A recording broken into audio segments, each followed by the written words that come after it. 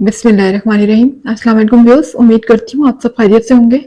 आपको अपने channel miss Hina में वेलकम करती हूँ। तो क्लास हम लोग का class 9 maths in text book board chapter number 10 parallelogram and triangle continue है, जिसकी आज हम एक्सरसाइज 10.3 का क्वेश्चन नंबर 4 स्टार्ट करने जा रहे हैं। इससे पहले क्वेश्चन नंबर 3 तक कंप्लीट करवा चुकी हूँ। जिन लोगों ने अभी तक कंप्लीट नहीं किए वो मेरे चैनल की प्लेलिस्ट से कंप्लीट कर सकते हैं। इसके अलावा उस प्लेलिस्ट का लिंक आपकी वीडियो के डिस्क्रिप्शन में भी मौजूद है, आप वहां से क्लिक करके भी कंप्लीट कर सकते हैं। तो चलिए फिर स्टार्ट करते हैं आज का क्वेश्चन नंबर 4 एक्सरसाइज 10.3। जी, एक्सरसाइज 10.3 क्वेश्चन नंबर 4 में हमसे कहा जा रहा है prove that the line segment passing through the mid point of one side and parallel to another side of a triangle. ठीक है, देखिए इतनी बात को समझें कि एक लाइन सेगमेंट है जो कि कहां से पास आउट हो रही है, मिड पॉइंट से। ठीक है, किसके मिड पॉइंट से, ट्राइंगल। ठीक है, ट्राइंगल के मिड पॉइंट से पास हो रही है, जो कि दूसरी साइड यानी कि उसके सामने वाली जो साइड है अनदर साइड उसके पैरेलल भी है। अच्छा, इसके अलावा यह भी प्रूफ करना है कि also bisect the third side. हमें यह बात प्रूफ करनी है कि वो थर्ड ट्राइंगल के थर्ड साइड को भी क्या करेगी, बाइसेक्ट करेगी। तो देखिए यहां पर हमने एक ट्राइंगल लिया है, ट्राइंगल ABC। ठीक है, और आप देख सकते हैं कि यहाँ पर BC को एक पॉइंट जो है वो बाइसेक्ट कर रहा है, पॉइंट P। ठीक है, और अगर मैं यहाँ पॉइंट इसके बाइसेक्टर से एक लाइन यहाँ पर ड्रॉ करूं Q तक, इसका भी मैं मिड पॉइंट ले लूं, और आप देख सकते हैं कि ये वाली जो लाइन है PQ, जब ये दोनों मिड पॉइंट को मैं आपस में मिलाती हूं तो ये जो लाइन है ये किसके पैरेलल हो जाती है, AB के पैरेलल है। ठीक है, PQ किसके पैरेलल है, AB के पैरेलल है। इसके अलावा इन्होंने कहा है कि बाइसेक्ट द थर्ड साइड। अब ये देखें, ये अनदर साइड का मतलब है कि पैरेलल अनदर साइड, यानी कि ट्राइंगल के ये सामने वाली साइड के तो पैरेलल है ये वाली लाइन। इसके अलावा थर्ड साइड कौन सी हो गई, ट्राइंगल की थर्ड साइड, जाहिर है कि ये हो गई। तो ये थर्ड साइड को भी क्या कर रही है, बाइसेक्ट कर रही है, यानी कि ये बाइसेक्ट कर रही है। बाइसेक्ट का मतलब है कि ये जो थर्ड साइड है ये कौन सी है, AC को भी हाफ हाफ हिस्सों में डिवाइड कर रही है। अब किस पॉइंट पे बाइसेक्ट कर रही है, उस पॉइंट को मैंने नाम दिया है पॉइंट Q का। ठीक है, तो बस हमें यह बात प्रूफ करनी है कि Q जो है वो बाइसेक्ट कर रहा है लाइन AC को, यानी कि AC जो ट्राइंगल की थर्ड लाइन है उसको पॉइंट Q जो है वो क्या कर रहा है, बाइसेक्ट कर रहा है, या यूं कह सकते हैं कि पॉइंट Q जो है वो AC का मिड पॉइंट है। ठीक है, तो अब देख लेते हैं गिवन में इसमें क्या क्या चीजें हैं। तो यहां लिख लेते हैं, पहले तो सबसे पहले ट्राइंगल ABC है हमारे पास। In triangle ABC P is the midpoint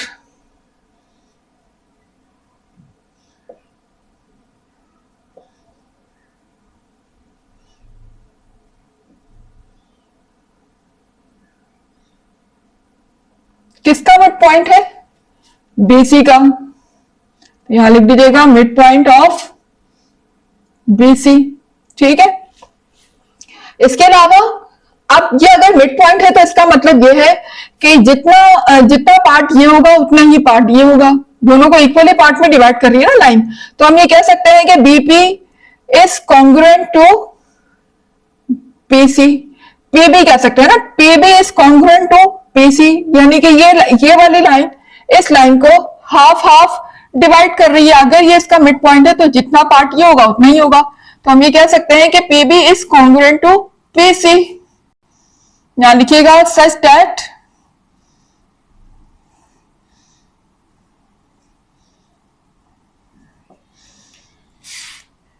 PB is congruent to PC। ठीक है, PC लाइन और PB लाइन आपस में क्या हो गई, कॉन्ग्रुएंट हो गई। इसके अलावा जो दूसरी बात उन्होंने कही है वो ये कही है कि and parallel to another side. जाहिर है कि ये लाइन यहां पर बन रही है तो इसके सामने वाली लाइन के पैरेलल होगी ना। तो अनदर साइड कौन सी हो गई, यानी कि AB हो गई।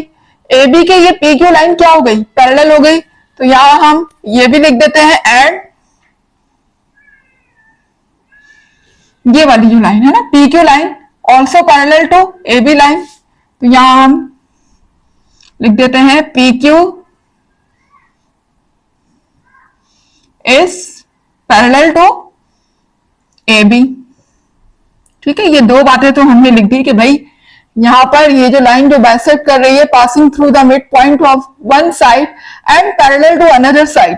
ठीक है ना, ये बात भी हमने लिख दी कि ये जो P है ये इसका मिड पॉइंट है। ठीक है, और ये पी क्यू लाइन अगर ये दोनों मिड पॉइंट को मैं ज्वाइन करूं तो पी क्यू लाइन सामने वाली लाइन के पैरेलल भी है, अनदर साइड ऑफ ट्रायंगल। अब इन्होंने कहा है कि also bisect the third side. Third side कौन सी हो गई, ये वाली साइड हो गई ना थर्ड साइड, तो थर्ड साइड को भी वो लाइन बाइसेक्ट करेगी, यानी कि पॉइंट क्यू। क्यू क्या है, इसका मिड पॉइंट। ठीक है, तो अब आगे हम क्या बात लिखेंगे कि P Q also intersect AC at point Q। क्या लिखिएगा, PQ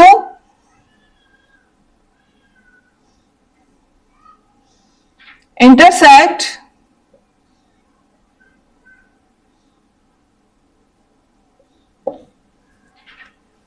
AC, किस लाइन को इंटरसेक्ट कर रहा है, AC को, एट पॉइंट Q। ठीक है, एट पॉइंट Q। ये बात हमने देख ली कि ये बात ऑलरेडी गिवन में लिखी हुई है कि बाइसेक्ट भी कर रहा है। ठीक है, PQ थर्ड लाइन को बाइसेक्ट भी कर रहा है और अपने सामने वाली लाइन के पैरेलल भी है। ठीक है, ये बात तो गिवन है। अब हमें रिक्वायर्ड क्या है, हमें प्रूफ क्या करना है। प्रूफ इसमें ये करना है कि ये जो हमने पॉइंट Q लिया है AC लाइन पर, ये AC लाइन का मिड पॉइंट है। ठीक है, तो यहां पर लिख दीजिए Q is the mid point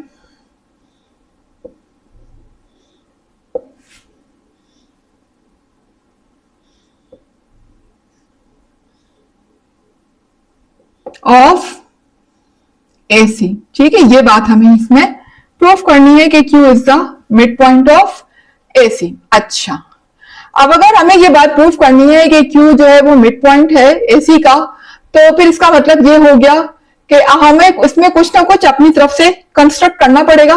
तो मैंने क्या किया, Q से लेकर R तक यानी कि AB लाइन में भी एक मिड पॉइंट ले लिया और Q को R से मैंने क्या कर दिया, ज्वाइन कर दिया, ताकि मुझे एक और ट्रायंगल यहां पर मिल सके। तो हम क्या करेंगे, Q को मिला देंगे पॉइंट R से।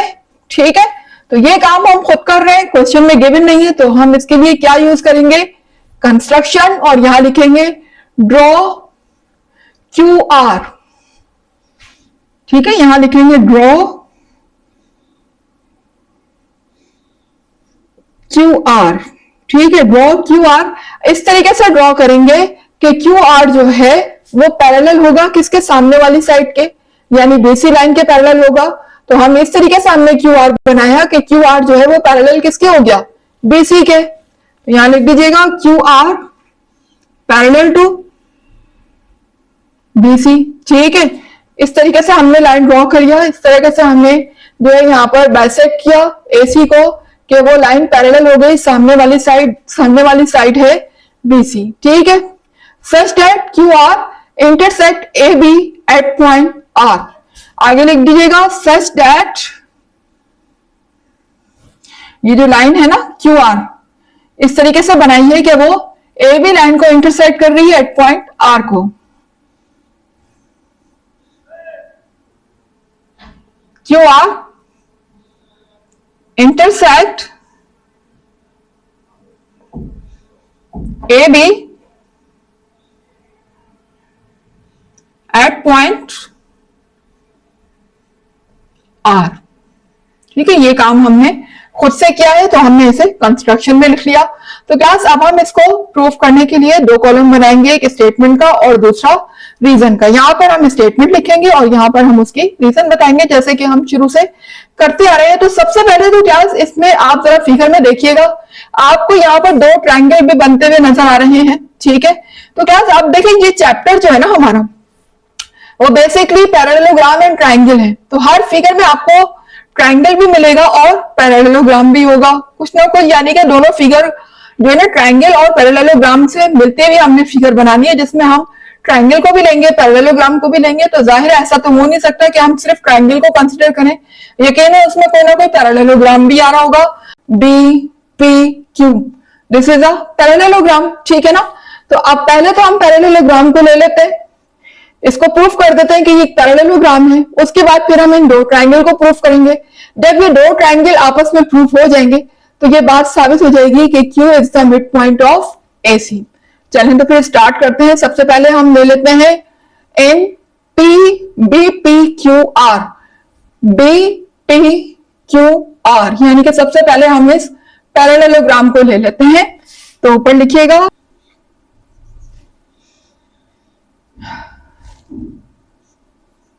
BPQR, ठीक है। अगर हम इसको देखें पैरेललोग्राम को, BPQR को, तो देखें यहां पर हमें क्या क्या चीजें नजर आएंगी। सबसे पहले तो हम ये देखेंगे कि PQ जो है वो पैरेलल है BR के। इस पैरेललोग्राम में अगर हम देखें तो देखें हमें PQ पैरेलल होता हुआ नजर आ रहा है BR के। अब वो कैसे पैरेलल है, क्योंकि देखें ये बात जो है यहां पर क्वेश्चन में लिखी है कि BP is parallel to, sorry, PQ is parallel to AB। इस पूरी लाइन के पैरेलल है ना ये, तो जाहिर अगर इस पूरी लाइन के पैरेलल है तो BR भी तो इसका एक पार्ट है, ठीक है। अगर मैं इस लाइन को हाफ कर दूं तो क्या इसका आधा हिस्सा इस लाइन के पैरेलल नहीं होगा? बिल्कुल होगा। जब ये पूरी लाइन इस लाइन के पैरेलल हो सकती है तो ये हाफ लाइन भी इसकी क्या हो गई, पैरेलल हो गई। तो हम ये लिख देते हैं कि PQ is parallel to BR,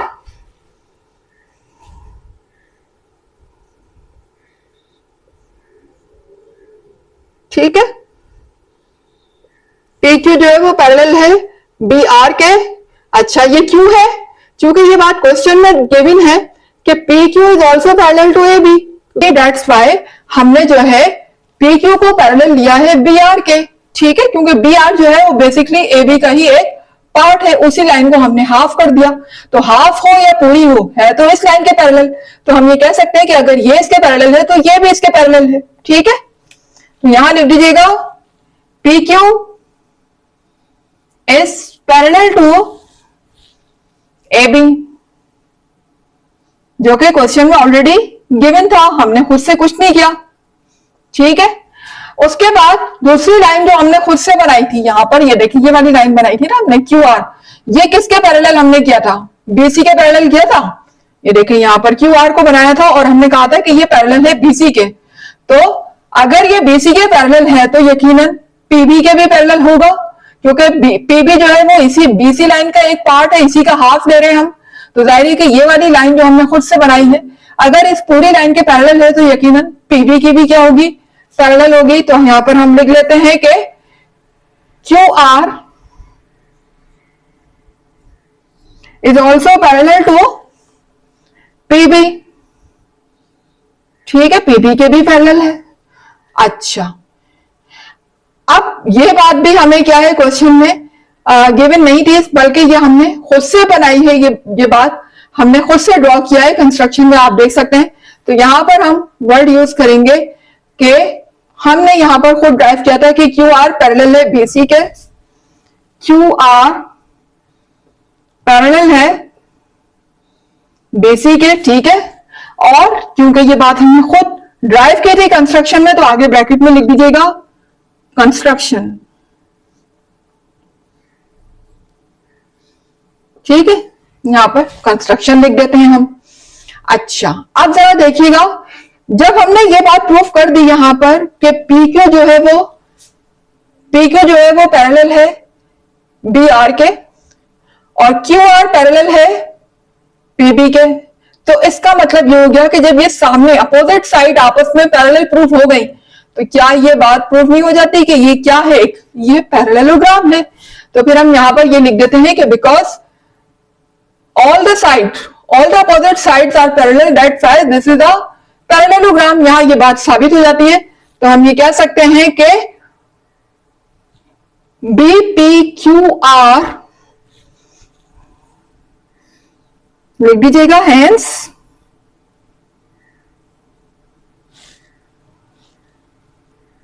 BPQR is parallelogram. Short में यूज कर रही हूं पैरेललोग्राम, ठीक है। तो ये एक पैरेललोग्राम है। क्यों है ये parallelogram? Because opposite sides are parallel. इसकी अपोजिट साइड हमने प्रूफ कर दी है कि वो पैरेलल है। तो यहां रीजन में भी हम यही बात लिखेंगे, बिकॉज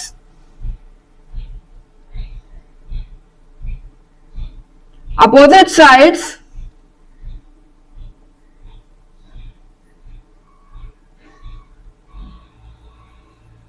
आर पैरेलल। ठीक है, अपोजिट साइड्स क्या है? पैरेलल है। यहां तक उम्मीद है कि क्लास आपको समझ आया होगा।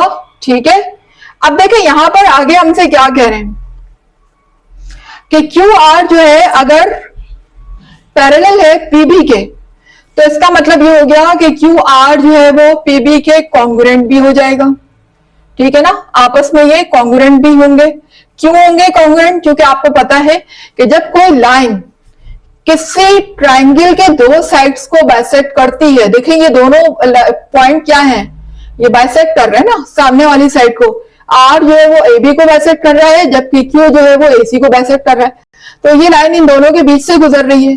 तो जो लाइन ट्रायंगल के दो साइड्स को बाइसेक्ट करती है वो आपको पता है कि उसके सामने वाली साइड्स के पैरेलल भी होती है और उसका हाफ भी होती है, यानी बीसी का हाफ भी होगी और बीसी के पैरेलल भी होगी।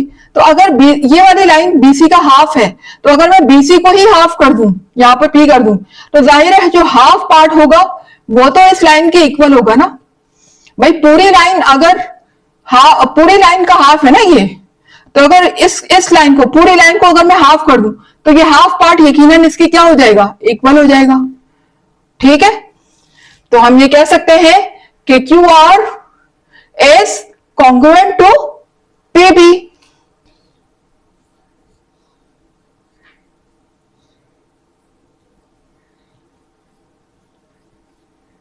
जी, अब इसकी रीजन क्या लिखेंगे हम?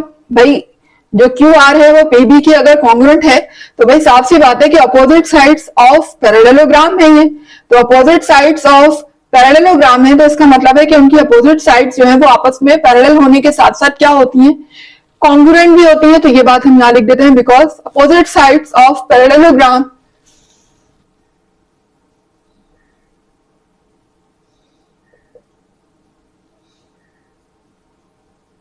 Of parallelogram are parallel and congruent। ठीक है, दोनों ही बातें हो जाएंगी, पैरेलल भी होंगी और आपस में कॉन्ग्रुएंट भी होंगी। ठीक है, तो क्लास इसको हम कह देते हैं इक्वेशन 1। ठीक है, ये हमारी क्या है? इक्वेशन 1। अच्छा, अब अगर हम यहां पर गिवन में देखें, तो यहां पर आप देखिएगा कि पीबी जो है is also congruent to PC, यानी कि पीबी का जो डिस्टेंस है ये पीसी के भी क्या है? कॉन्ग्रुएंट है। तो यहां पर हम ये कह सकते हैं कि PC is also congruent to PB. ठीक है, PC is also congruent to PB, ये भी आपस में क्या है? कॉन्ग्रुएंट है। क्यों है ये कॉन्ग्रुएंट? क्योंकि ये बात हमने नहीं की, बल्कि ये क्वेश्चन में गिवन है कि ये दोनों आपस में कॉन्ग्रुएंट है। अब चाहे आप यहां पर देखें पीसी को इधर लिखे, पीबी को उधर लिखे, इससे कोई फर्क नहीं पड़ता। मैंने दोनों को साथ में लिख लिया ताकि पीबी पीबी एक तरफ ही नजर आए। ठीक है, तो अब इसको मैं नाम दे देती हूं इक्वेशन 2 का। और ये बात चूंकि हमने खुद से ट्राई नहीं करी, ये हमें गिवन थी क्वेश्चन में, तो आगे लिख दीजिएगा गिवन। ठीक है, उसके बाद अब देखिएगा यहां पर अगर आप इक्वेशन 1 और इक्वेशन 2 को देखें, तो इनकी जो राइट साइड है वो दोनों क्या है? सेम है। ये भी पीबी है, ये भी पीबी है। जब दो इक्वेशन की कोई एक साइड सेम हो जाती है, ये बात आपको पता है, मैथमेटिकल पॉइंट ऑफ व्यू से भी आपको ये बात पहले भी बता चुकी हूँ कि किसी भी दो इक्वेशन की कोई एक साइड अगर सेम हो जाए, तो उसके दूसरी साइड भी क्या हो जाती है? आपस में सेम हो जाती है या इक्वल हो जाती है। तो हम क्या करते हैं, यहां पर इक्वेशन 1 और इक्वेशन 2 को कंपेयर करें, तो क्यू आर किसके कॉन्ग्रुएंट हो जाएगा? पीसी के। ठीक है, क्यू आर किसके कॉन्ग्रुएंट हो जाता है? पीसी के। है क्योंकि दोनों की राइट हैंड साइड एक जैसी है, ये भी पीबी है, ये भी पीबी है, तो अगर हम दोनों इक्वेशन को कंपेयर करेंगे तो इनकी लेफ्ट हैंड साइड भी आपस में क्या हो जाएगी, कॉन्ग्रुएंट हो जाएगी। यहां पर हम लिख देते हैं बाय कंपेयरिंग, क्योंकि हम कंपेयर कर रहे हैं इक्वेशन 1 एंड 2 को, तो यहां लिख दीजिएगा बाय कंपेयरिंग इक्वेशन 1 एंड 2। ठीक है, बाय कंपेयरिंग इक्वेशन 1 एंड 2। अच्छा, ये बात तो यहां तक तो समझ आ गई है। अब आ जाते हैं हम एंगल की तरफ। देखिए क्लास, यहां पर अगर आप गौर करें तो यहां पर एक क्रॉसपॉन्डिंग, अब क्रॉसपॉन्डिंग एंगल क्या होता है, ठीक है ना क्लास, आपको मुख्तलिफ एंगल के बारे में पहले भी बता चुकी है, alternate angle, interior angle, vertical opposite angle, और अब हम पढ़ने जा रहे हैं कॉरस्पॉन्डिंग एंगल। जी, तो देखिएगा क्रॉसपॉन्डिंग एंगल, जैसे कि आपने जाना अभी, क्रॉसपॉन्डिंग एंगल क्या होता है कि दो पैरेलल लाइन में जब एक ही साइड पर कोई एंगल बने, लेकिन एक इंटीरियर बने और एक एक्सटीरियर बने, एक ही साइड पर हो लेकिन एक इंटीरियर साइड पर हो, दो पैरेलल लाइन के दरमियान, और एक आउटसाइड पर हो, यानी कि देखिए ये दो पैरेलल लाइन, क्यूआर एक पैरेलल लाइन है और पीबी या बीसी जो है वो एक पैरेलल लाइन है।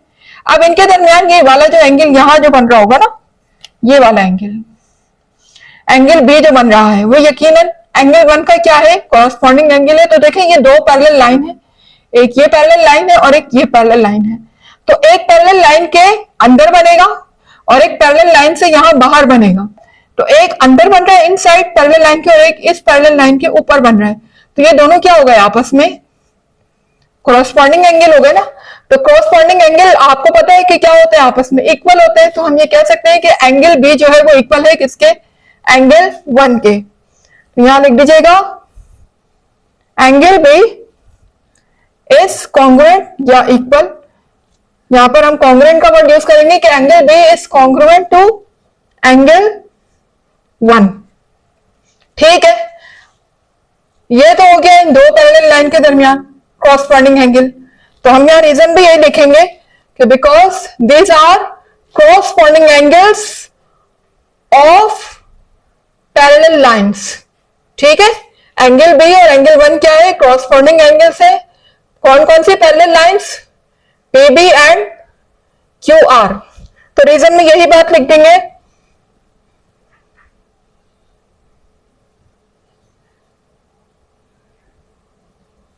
corresponding angles of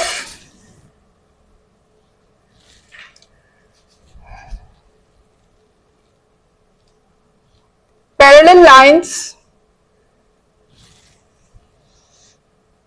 QR and PB,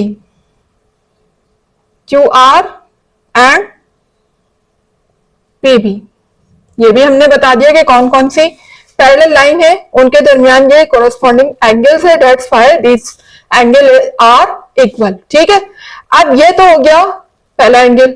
अब अगर हम दूसरा देखें, एंगल बी के सामने देखें ये लाइन भी तो पैरेलल है, अगर ये पैरेलल है आपस में, तो ये लाइन एंड ये लाइन, ये दोनों भी आपस में क्या है, पैरेलल, यानी कि बी आर और पी आर ये भी आपस में पैरेलल है। ये बात अभी अभी हमने प्रूफ करी ना, पैरेललोग्राम इसीलिए प्रूफ किया था ताकि हम एंगल को क्रॉसपॉन्डिंग एंगल बना प्रूफ कर सके। तो ये पैरेललोग्राम में ये बात तो हमने प्रूफ कर दी है। तो इनके सामने वाले जो एंगल होंगे ये क्या होंगे, कोरस्पॉन्डिंग एंगल भी आपस में क्या होंगे, इक्वल होंगे। तो देख लीजिए एंगल बी जो है वो एंगल 2 के भी इक्वल हो जाएगा, क्योंकि ये भी क्या है, कोरस्पॉन्डिंग एंगल है। तो देखें ये दो पैरेलल लाइन है, एक पैरेलल लाइन के इंटीरियर बन रहा है सेम साइड पर, और उसी साइड पर एक पैरेलल लाइन के यहां बाहर बन रहा है। एक लाजमी अंदर बनेगा और दूसरा पैरेलल लाइन से यहां बाहर बनेगा, लेकिन एक ही साइड पे होंगे, तो ये हमारे क्या होंगे, कोरस्पॉन्डिंग एंगल।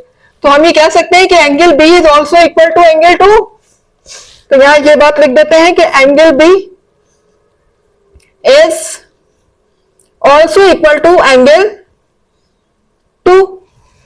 ठीक है, तो ये इसको हमने क्यों इक्वल कहा, क्योंकि सेम वही रीजन कि ये भी क्या है, जिस तरह से ये और ये कोरस्पॉन्डिंग एंगल थे, इसी तरह से ये और ये भी क्या है, आपस में कोरस्पॉन्डिंग एंगल है। तो यहां यही रीजन दोबारा से लिख दीजिए, corresponding angle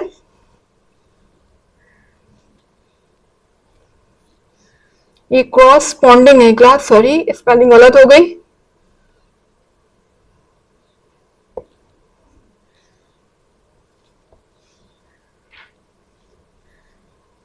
of parallel lines, कौन कौन सी पैरेलल लाइंस?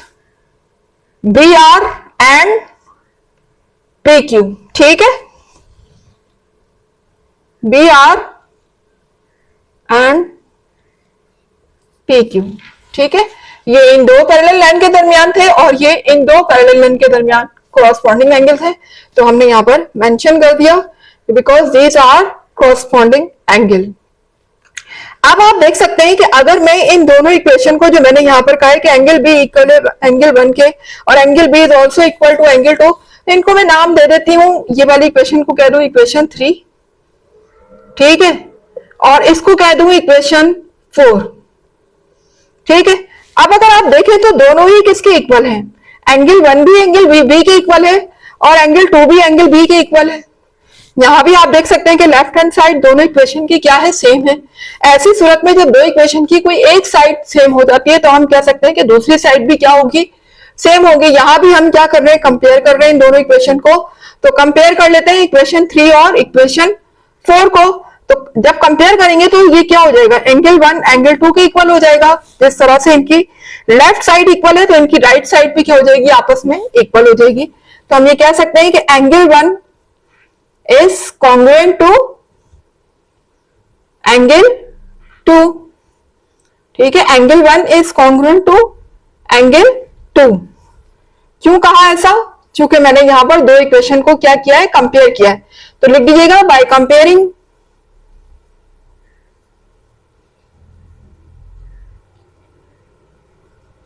इक्वेशन, कौन कौन सी इक्वेशन है? इक्वेशन 3 है एंड इक्वेशन 4। जी, तो क्लास आपने देखा कि हमने जब इक्वेशन 1 और इक्वेशन 2 को कंपेयर किया तो हमें क्यू आर जो है वो कॉन्ग्रुएंट मिले, किसके? पीसी के। दोनों को हमने क्या कर दिया? आपस में कॉन्ग्रुएंट कर दिया, क्योंकि हमने इक्वेशन 1 एंड 2 को आपस में कंपेयर किया। इसी तरह से इक्वेशन 3 और 4 को कंपेयर किया तो हमें जो है यहाँ पर मिले कि ये एंगल 1 जो है एंगल 2 के एग्जैक्टली क्या है? इक्वल है या कॉन्ग्रुएंट है, ठीक है। अब हम देख लेते हैं इन दो ट्रायंगल को। पैरेललोग्राम हम प्रूफ कर चुके हैं और इनसे रिलेटेड कॉरेस्पॉन्डिंग एंगल भी हमने प्रूफ कर दिया कि वो भी आपस में क्या है? कॉन्ग्रुएंट है। अब हम इन दो ट्रायंगल को देख लेते हैं। कौन कौन से triangle? Triangle A R Q और ट्रायंगल क्यू पी सी, ठीक है। ये दो ट्रायंगल अब हम देख लेते हैं। तो यहां लिख लीजिएगा ट्रायंगल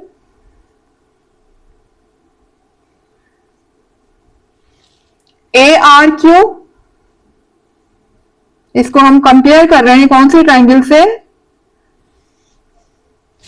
क्यू पी सी, यानी कि ये वाला ट्रायंगल क्यू पी सी या सी पी क्यू, जो भी आप कहना चाहें। मैं यहां पर क्यू पी सी कह रही हूं।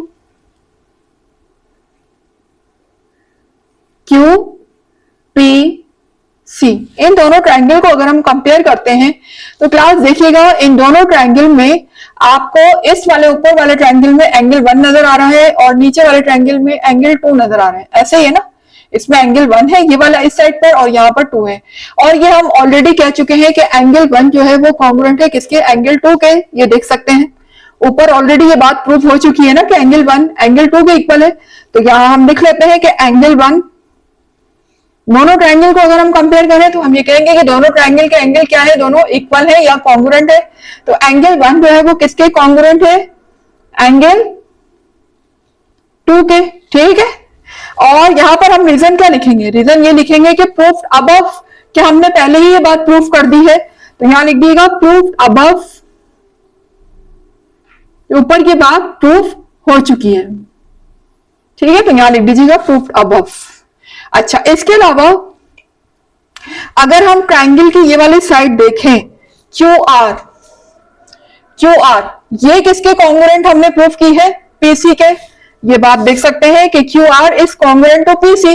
इस वाले ट्रायंगल की ये वाली साइड क्यू आर और इस वाले ट्रायंगल की ये वाली साइड, ये साइड और ये साइड आपस में क्या है? कॉन्ग्रुएंट है। ये बात भी हम ऊपर प्रूफ कर चुके हैं। तो यहां लिख दीजिए कि Q R is congruent to PC. ठीक है, तो ये बात भी प्रूव हो चुकी है, तो यहां नीचे लिख दीजिएगा प्रूव्ड अबव।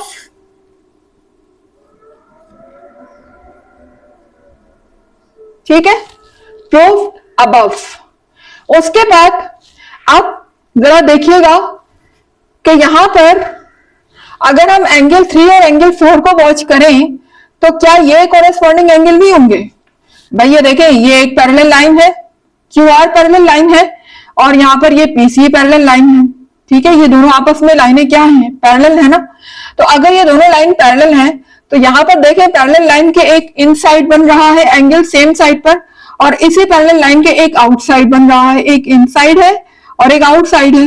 और इस तरह के एंगल क्या होते हैं? कॉरेस्पॉन्डिंग और एंगल होते हैं जो दो पैरेलल लाइन के बिल्कुल आमने सामने बने, लेकिन एक ही साइड पर हो, बट एक इंटीरियर हो और दूसरा एक्सटीरियर हो, एक इनसाइड दूसरा आउट, तो वो आपस में क्या कहलाते हैं? Corresponding angle. और कॉरेस्पॉन्डिंग आपस में क्या होते हैं? इक्वल होते हैं, जैसे कि अभी मैंने आपको पहले फिगर में समझाया। तो angle 3 and angle 4 are also corresponding angle, that's why this angles are also congruent to each other. तो हम यहां ये बात भी लिख सकते हैं कि एंगल 3 जो है वो कॉन्ग्रुएंट होगा एंगल 4 के। ठीक है, ये एंगल भी आपस में क्या होंगे? कॉन्ग्रुएंट होंगे। क्यों होंगे? क्योंकि ये भी क्या है? ये भी है corresponding angles of parallel lines. कौन कौन सी parallel lines? Q R and PC. तो यहां यही रीजन लिखिएगा, कॉरेस्पॉन्डिंग एंगल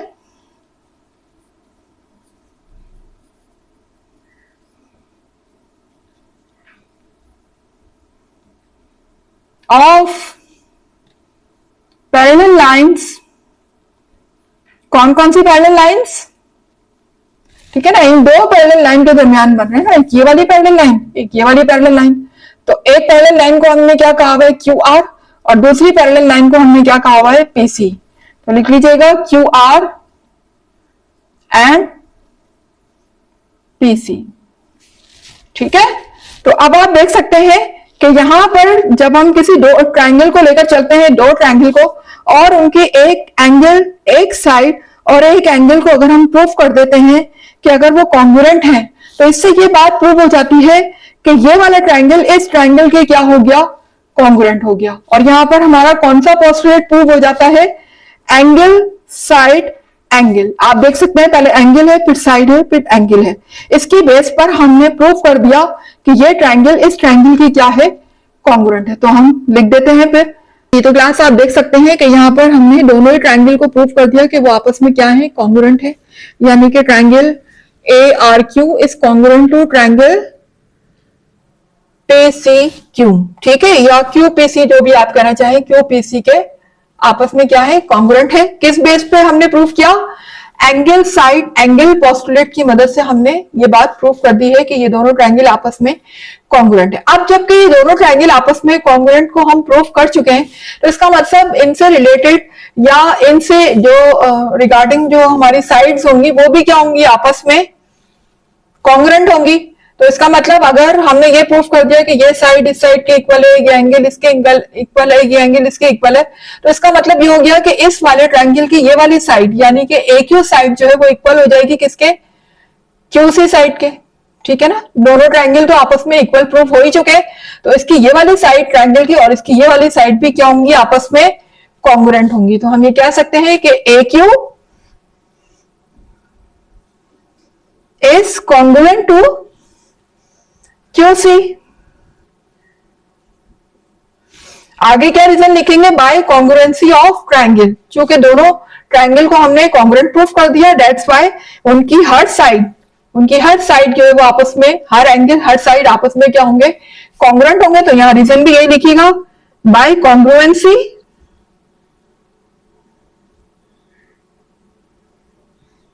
ऑफ ट्रायंगल्स। ठीक है, कॉन्ग्रुएंसी और ट्रायंगल्स की वजह से हमने इन दोनों साइड्स को भी कह दिया कि ये भी आपस में क्या है?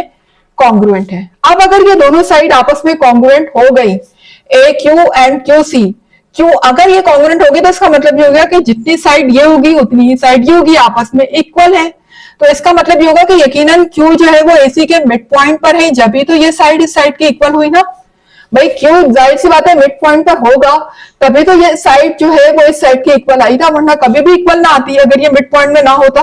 तो इससे ये बात प्रूव हो जाती है कि Q is the mid point of AC। नीचे लिख दीजिएगा Q is the mid point of, यहां लिख दीजिएगा हिंस, हम ये बात प्रूफ कर देते हैं कि Q is the mid point of AC। ठीक है, यही बात हमसे प्रूफ करने के लिए कही गई थी कि Q is the mid point of AC। हमने ये बात प्रूफ कर दी। आगे लिख दीजिएगा कि प्रूफ, ये बात हम प्रूफ कर चुके हैं। ठीक है, और जब हमारा कंप्लीट हो जाता है क्वेश्चन, थ्योरम कंप्लीट हो जाता है, तो हम उनमें क्या लिखते हैं, Q E D quod erat demonstrandum. तो क्लास यहाँ पर मेरा क्वेश्चन नंबर 4 हो चुका है कंप्लीट। उम्मीद है कि आपको समझ आया होगा, कॉन्सेप्ट भी क्लियर होंगे। और अगर वीडियो पसंद आ रही है, कुछ सीख रहे हैं आप मेरी वीडियो से, कॉन्सेप्ट भी क्लियर हो रहे हैं, तो फिर वीडियो को लाइक जरूर कीजिएगा, चैनल को भी सब्सक्राइब करें और बेल आइकन को जरूर हिट कीजिएगा, ताकि हर नई आने वाली वीडियो का नोटिफिकेशन आपको टाइम पर मिलता रहे। और जितना ज्यादा हो सके वीडियोस को शेयर भी किया करें। मुझे दीजिएगा इजाजत, इंशाल्लाह मिलते हैं इसके नेक्स्ट क्वेश्चन के साथ। तब तक के लिए अल्लाह हाफिज।